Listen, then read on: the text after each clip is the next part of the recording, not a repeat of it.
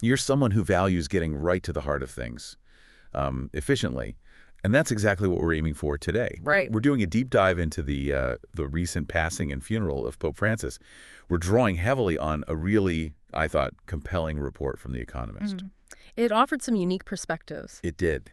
So think of this as, your streamlined guide to understanding maybe the deeper meanings behind his final actions and, well, what they might signal for the Catholic Church. And what's really interesting about that article is how it moves beyond just sort of reporting the sequence of events. Yeah. It digs into the significance of Pope Francis's choices around his funeral, his burial. It hints at this deliberate message. A message that goes beyond the usual ceremony. Exactly. So our goal here in this deep dive is to explore those choices and maybe figure out what they tell us about his legacy, his lasting impact. Okay, so let's kick off with something the article highlights right away. Yeah. This striking contrast. On one hand, you had this very grand Vatican funeral. World leaders, Trump, Zelensky, were mentioned, huge crowds, maybe 250,000 people. Right, and those images of the cardinals, the flamboyantly televisual cardinals, as the piece put it. Yeah, in their scarlet robes. No. Quite a spectacle. But then the actual burial, well, it was very different. It really was. And the article makes a big point of this dichotomy. You have the public pomp and then this private, simple burial. And the journey itself. Yes.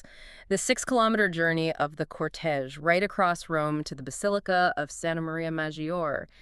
That's a crucial detail. It wasn't just inside the Vatican walls. No, it was through the city. And this contrast, it feels like more than just personal preference, doesn't it? It's almost a visual metaphor. Challenging tradition. Yeah, challenging centuries of papal tradition, maybe signaling a shift in how the church wants to be seen, not as this, distant power. But closer to the people. Closer to the people, especially the marginalized. That seems to be the implication. And the article paints this picture.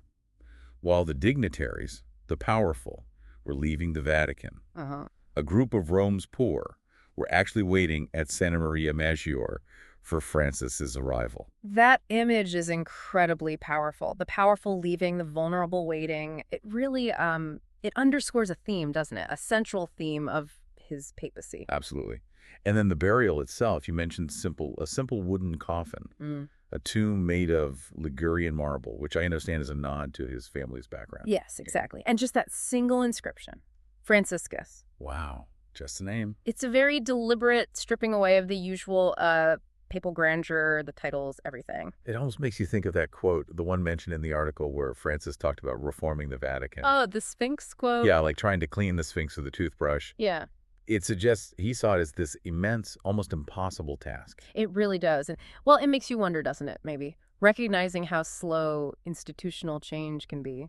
He decided to use his own actions. Perhaps, especially his final ones, as a way to communicate his priorities more directly, leading by example, you could say, in a very final, personal way. And the choice of location, Santa Maria Maggiore, it wasn't just outside the Vatican. The article points out it's one of Rome's 4 papal basilicas. What's the significance of that? Well, Papal Basilica isn't just a title. It means it has a direct historical, spiritual link to the Pope.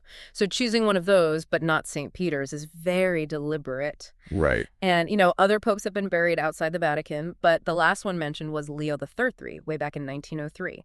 And he was seen as more progressive. Yes, a liberal pontiff, the father of Catholic social doctrine. There's definitely a parallel there with Francis's focus. Interesting. But the article also points to more personal reasons for Francis. Its location near the main train station, near immigrant communities. Again, that focus on the periphery. Exactly. And, crucially, it houses the Salus Populi Romani icon. The Roman protection icon. That's the one. An ancient, very important icon in Rome. He prayed there before and after all his foreign trips. It was a regular pilgrimage for him. So it wasn't just a routine thing. No, it seems it really underscored his deep connection to Rome, to the city, and maybe his view of the papacy as being fundamentally the Bishop of Rome. He seemed to be grounding it even in death. So it wasn't just picking a less grand spot. It was choosing a place packed with meaning for his vision of the papacy. Precisely. And this rejection of papal grandeur, it wasn't just a final act, was it? It was pretty consistent. Yeah, the article reminds us he never lived in the apostolic palace. Right. chose that simple 2-room suite in the Casa Santa Marta, the Vatican guest house. And then there's that detail about what he was buried in, not the traditional red slippers. No, the article mentions Pope Benedict XVI wore the traditional shiny red papal slippers, but Francis. Clumpy, scuffed black orthotics. It's such a small detail, but it says so much. It really does. It speaks volumes about his personal style, the image he projected consistently, less prince of the church, more parish priest. These small details really add up, and the article suggests these choices, this contrast between the two ceremonies, almost mirrors the internal tensions within the church itself. I think that's a key insight.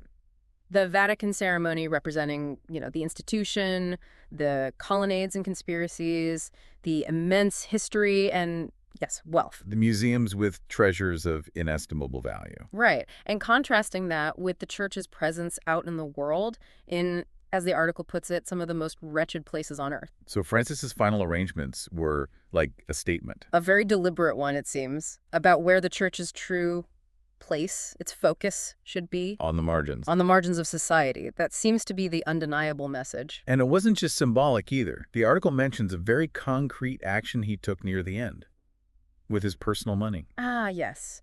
That detail about using nearly all his remaining funds, something like 200,000 euro. 225,000 US, to pay down the mortgage on a pasta factory. But not just any pasta factory. You're right, one in a juvenile prison in Rome. It's such a practical, tangible example of that commitment, helping those often forgotten. Beyond these, let's say, clearer signals, the article also touches on the more complex parts of his legacy. Yeah. Things where there was maybe more ambiguity. Definitely, like his famous comment on homosexuality. If a person is gay and seeks God and has goodwill, who am I to judge? Which was huge at the time, a real shift in tone. A massive shift in tone. But the article also notes this created room for doubt and uncertainty for some. How so? Well, particularly around issues like communion for divorced and remarried Catholics. His approach led to differing interpretations, different guidelines in different places. Which caused frustration. Yes, especially among more conservative Catholics who, preferred the clearer, perhaps more black and white guidance of Benedict XVI or John Paul II. So even where he seemed more open, there was this element of maybe pastoral ambiguity that left things open to debate. Exactly. It wasn't always about changing doctrine, but about changing the approach, the emphasis, and that itself caused tension. And all of this, these tensions, these different interpretations, they lead directly into the next big event, the conclave. Mm-hmm. Where the cardinals have to decide the direction now. A pretty significant decision for the future of the church. It really sets up a fundamental choice. And the article gives us these contrasting viewpoints from two cardinals. Interesting thing is, both were appointed by Francis himself. Right, which shows the complexity. Who were they? You have Cardinal Mueller, who's quoted emphasizing the need for perfect theological clarity. He points specifically to what he calls Francis's ambiguity, mentioning the blessing of same-sex couples as an example. Okay, so a call for more defined rules. Essentially, yes. But then you have Cardinal Hollerich. And his view. He seems to want a pope more in Francis's mold. Someone who watches Netflix series, connects with young people, understands how fast the world is changing. So two very different visions for the papacy, and both represented among Francis's own appointments. Does the article give any hint about which way things might go? Not explicitly, no, and that's probably accurate. It seems Francis deliberately cultivated a college of cardinals with diverse perspectives. So the conclave won't be straightforward. Likely not. It suggests there will be real debate, a genuine choice between, continuing Francis's somewhat disruptive path or pulling back towards more traditional approaches. The tension is baked in. So wrapping up this deep dive, it feels pretty clear that Pope Francis's final choices, the simple burial, that specific location, they weren't just random details. Not at all. They seem carefully chosen. A deliberate, powerful message about his vision for the church. Emphasizing its place with the marginalized, moving away from some of that traditional papal grandeur. Precisely. His actions, his choices right at the end, they almost feel designed to make people think, both inside the church and outside. To reflect on what the church's purpose really is in the 21st century. Yeah. What's its essence? So thinking about all these deliberate choices, these sometimes unconventional moves, what do you think is the most enduring question he leaves behind For the church, for all of us, really. Mm. What parts of his approach, especially given those internal tensions we talked about, will his successor absolutely have to grapple with most urgently? And it's quite a legacy of questions, isn't it?